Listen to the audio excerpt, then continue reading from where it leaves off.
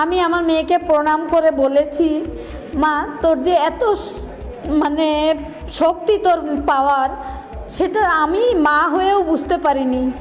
এই আন্দোলন কত ঘটনা ঘটছে, কিন্তু এরকম আন্দোলন আমার জীবনে আমি দেখিনি।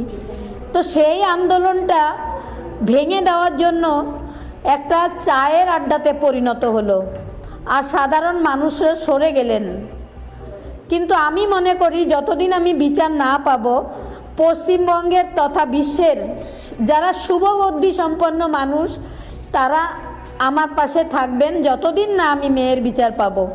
এবং শুধু আমি মেয়ের বিচার পাবো না, বাকি অভয়াদেরও বিচার আমি আনবো, বাবা মাদের সাহস যোগাবো যে ওই কিছুটা টাকা ধরবেন না।